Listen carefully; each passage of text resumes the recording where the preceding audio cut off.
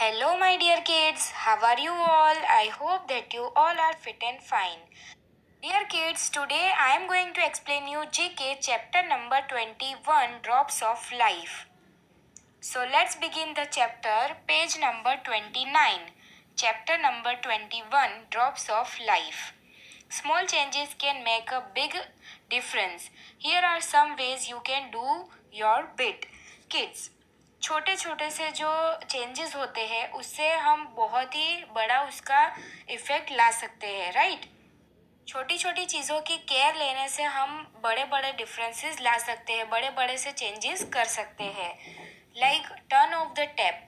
Bye turning off the tap while brushing your teeth in the morning and night you can save up to 8 litres of water. जैसे कि kids, बूंद बूंद करके तो कितना सारा पानी वेस्ट हो जाता है, राइट।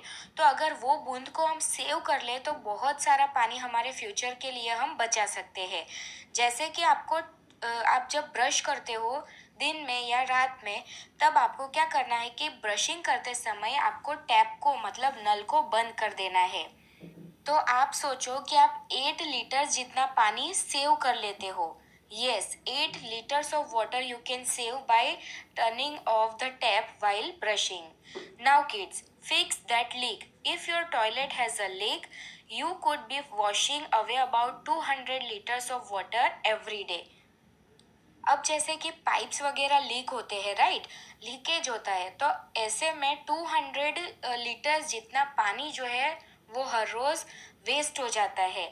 तो हमें ये सारे लीकेज को भी, हमारे जो पाइप्स होते हैं उन सबको भी रिपेयर करवाना चाहिए। Now beat the heat. The best time to water your garden is early in the morning और late in the evening when it is cool outside. Watering when it's hot and sunny is wasteful because most of the water evaporates. Kids, जैसे कि आप plants को पानी देते हो, right, तो plants को पानी देने का सही समय क्या होता है? या तो आप सुबह जल्दी पानी दे दो या तो फिर इवनिंग में जब धूप ना हो तब आपको पानी देना चाहिए। वरना क्या होगा कि अगर आप बहुत ज़्यादा बाहर हॉट है या बहुत ज़्यादा सनी डे है, राइट, आप आफ्टरनून में पानी देते हो तो क्या होता है कि वो पानी पूरा इवापोरेट हो जाता है, तो वो पानी तो वेस्ट हो गया, राइट। तो इसीलिए वाटर वेस्ट ना हो तो आपको मॉर्निंग में या तो फिर इवनिंग में ही प्लांट्स को पानी देना है, ताकि आपका पानी जो है वो इवापोरेट ना हो और वेस्ट ना हो। Now kids, who needs a hose? Wash your car or bike with a bucket and sponge instead of a hose. जैसे कि आप अपनी कार बाइक वगैरह आपके घर में वॉश करते होंगे, राइट, तो उसको पाइप से वॉश नहीं करना है, डायरेक्ट टैप से पानी आप छोड़ देते हो, राइट, कार या बाइक के ऊपर। तो वो पानी के पाइप से आप अगर डायरेक्ट वॉश करते हो तो उसमें बहुत ज़्यादा पानी वेस्ट हो जाता है। तो आपको बकेट लेना है और स्पॉन्ज लेना है और उसको अच्छे से क्लीन करना है, ना कि उसको पाइप की मदद से क्लीन करना है, right. Otherwise a hose can waste 6 litres per minute if you leave it running. तो अगर आप ऐसे ही पानी की पाइप को छोड़ देते हो, राइट, तो उसमें 6 लीटर जितना पानी हर 1 मिनट में वेस्ट होता है। तो इस तरह से हम पानी की बचत कर सकते हैं। Now bucket power. Instead of using shower, fill the bucket and then take bath. अगर आप नहाते हो तो आपको शावर का यूज़ नहीं करना चाहिए, आपको बकेट में पहले पानी भरना है और उसके बाद ही नहाना है, क्योंकि शावर में सबसे ज़्यादा पानी वेस्ट हो जाता है। Now, loaded full. Ask your parents to start the dishwasher or washing machine only when you full. You can save up to 1000 liters of water a month. Kids, आपको अपने पेरेंट्स को बोलना है कि वो कपड़े या बर्तन धोते हैं, राइट, तो कपड़े धोते हैं तब जैसे ही 2-3 कपड़े इकट्ठे हो गए तो उन्होंने 2-3 कपड़ों के लिए पूरा वॉशिंग मशीन चला दिया और उसमें कितना ज़्यादा पानी वेस्ट हो जाता है। क्योंकि अगर आप सोचो कि आप पूरा वॉशिंग मशीन भर जाए उसके बाद कपड़े धोओगे तो भी उतना ही पानी जाने वाला है, और अगर आप 2-3 कपड़े धोओगे तो भी उतना ही पानी वेस्ट होने वाला है। तो इससे अच्छा है कि आपका पूरा वॉशिंग मशीन भर जाए तब ही, मतलब ज़्यादा कपड़े इकट्ठे हो जाए तब उसको एक साथ ही धोने चाहिए। तो आप एक मंथ में 1000 लीटर जितना पानी जो है वो सेव कर पाओगे। Now, no running water. Wash your fruits and vegetables in a pan of water instead of a running water from the tap. अब आपके घर पे आप फ्रूट्स और वेजिटेबल्स वॉश करते हो, राइट? तो कैसे वॉश करते हो? डायरेक्ट नल के नीचे चालू रख के वॉश करते हो ना? तो ऐसे वॉश नहीं करना है। आपको एक बर्तन में पानी लेना है और उसमें ही आपको फिर आपके फ्रूट्स या वेजिटेबल्स को भिगो के धोना है। Now, power of a broom. Use a broom instead of a hose to clean your driveway or sidewalk. Now kids, जैसे कि आपके घर का आंगन है या कोई भी मतलब आपके घर का एरिया है, तो आप उसमें झाड़ू नहीं लगाते हो। डायरेक्ट क्या करते हो कि पानी से उसको धोने की कोशिश करते हो। पानी का पाइप लगा दिया और उसको फिर वॉश करने की कोशिश करते हो, तो उसमें बहुत ज़्यादा पानी वेस्ट हो जाता है। तो आपको हो सके तो आपको क्या करना है कि पहले झाड़ू लगा देनी है, उसको एरिया को क्लीन कर देना है, फिर उसके ऊपर आप मोपिंग कर सकते हो। मोप करने से भी क्लीन हो ही जाएगा, राइट? तो आपको ऐसे ही टैप चालू करके पानी की पाइपलाइन लगा के आपको पूरा एरिया वॉश नहीं करना है। Now kids, let's see chapter number 22 future kid quiz 1 page number 30। Name the animals which lives in groups in burrows. Kids, हमें ऐसा एक एनिमल का नाम बताना है कि जो ब्यूरोज में रहता है, मतलब अंडरग्राउंड हॉल्स करके उसमें रहता है और वो लोग ग्रुप्स में रहते हैं।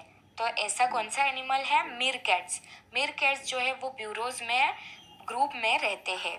Now second, which kind of rainfalls through a polluted atmosphere and can kill plants. Kids, जब हमारे आसपास बहुत ज़्यादा पॉल्यूशन फैल जाता है, एटमॉस्फेयर बहुत ही ज़्यादा पॉल्यूटेड हो जाता है, तब कैसी रेन होती है?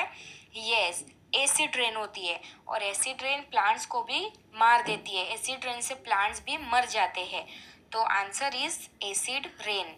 Next is which animal can cut down a tree with its teeth. Kids, आपको पता है कौन सा ऐसा एनिमल है जो अपने दांतों की मदद से ट्री को कट कर सकता है? यस, जो बीवर होता है वो अपने दांतों से ट्री को कट करता है। Next is name a plant that eat insects. ऐसा प्लांट हमें बताना है कि जो इंसेक्ट को खाता है।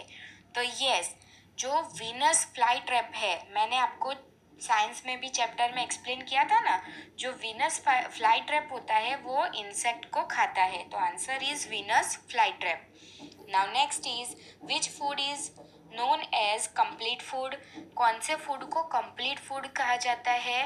Yes, milk is a complete food. Milk में से हमें बहुत सारे विटामिन, प्रोटीन्स, कार्बोहाइड्रेट, फैट्स वगैरह मिल जाता है। तो milk is a complete food. Now kids, next is name an animal from the beer family. Beer family का कौन सा एनिमल है, मतलब बियर की जाति में से कौन सा एक एनिमल हमें बताना है। तो पांडा जो है वो बियर फैमिली में से बिलोंग करता है। तो answer is panda. Now next is where is the valley of roses located. Kids, आपको पता है कि रोजेस की वैली कहाँ पर है? यस, बल्गेरिया में रोजेस की वैली है। वहां पर आपको बहुत सारे रोजेस देखने को मिलेंगे। Now kids, next is name the most intelligent animal. क्या आपको पता है कि कौन सा मोस्ट इंटेलिजेंट एनिमल है? Yes, chimpanzee.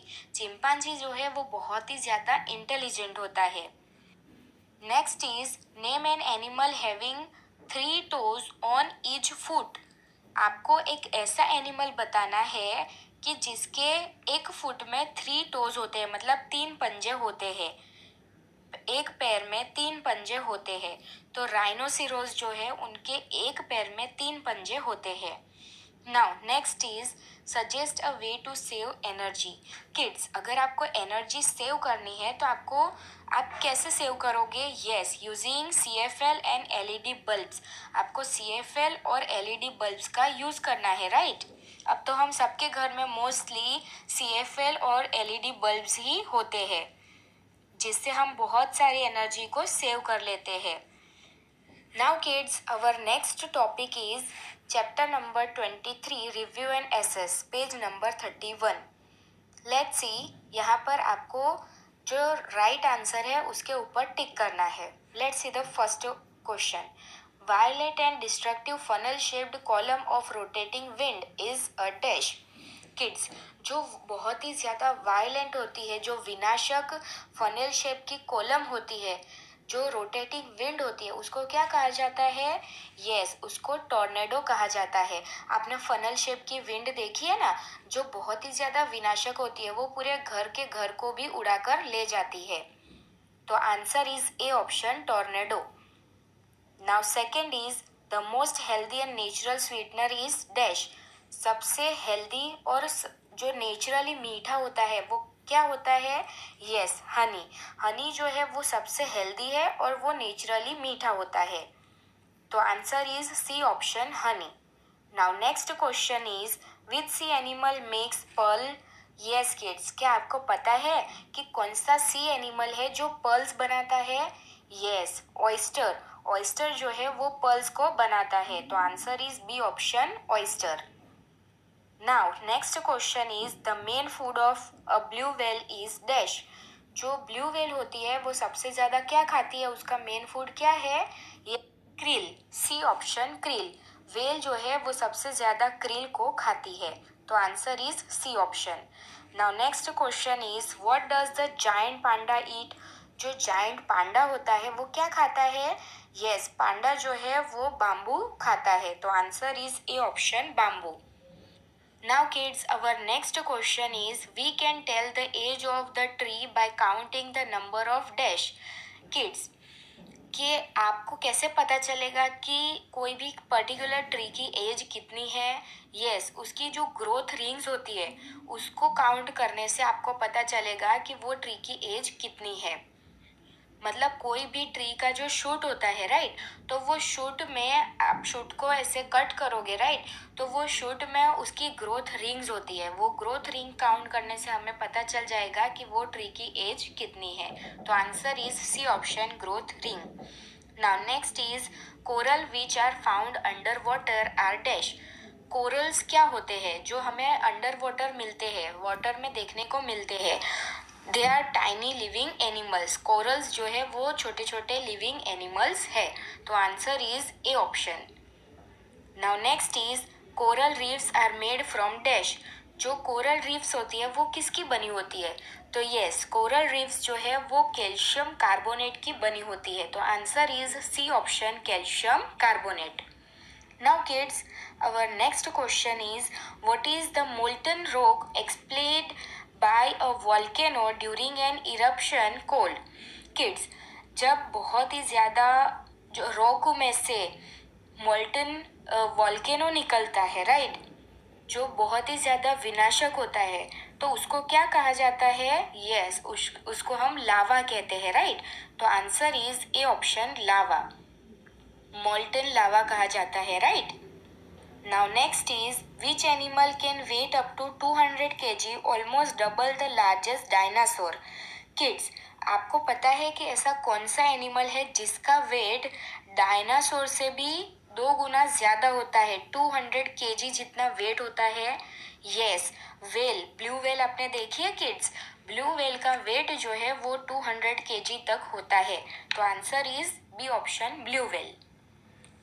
Now kids, let's see about chapter number 24, Swachh Bharat Abhiyan, page number 32. Let's do our bit. If everyone sweeps his own doorstep, his own neighborhoods, the world will be clean, pure and healthy place for live. Kids, अगर हम खुद हमारे घर का आंगन साफ कर लेंगे, हमारे आसपास का एरिया क्लीन कर लेंगे, तो यस, हमारा जो वर्ल्ड है वो अपने आप ही क्लीन होता चला जाएगा और वो और भी ज़्यादा क्लीन, प्योर और हेल्दी बन जाएगा, right. Throw your empty popcorn tub, cans and trash in the dustbin and the entire cinema complex will be clean for the next patrons. Kids, आप सब लोग सिनेमा जाते हो, राइट, तो सिनेमा जाओ तब आपको क्या करना है कि आपके जो पॉपकॉर्न के टब होते हैं या कैंस होते हैं उन्हें आपको डस्टबिन में डालना है, ना कि सिनेमा में जहाँ पर आप बैठे थे वहीं पर नहीं डालना है। आप जब खड़े होते हो तब आपको आपकी चीज़ें जो है वो डस्टबिन में आपका जो कचरा है उसे डाल के ही जाना है। Now If there is garbage outside some houses, ring the bell and try to educate them about benefits of keeping the area clean and request them not to make dirty in future.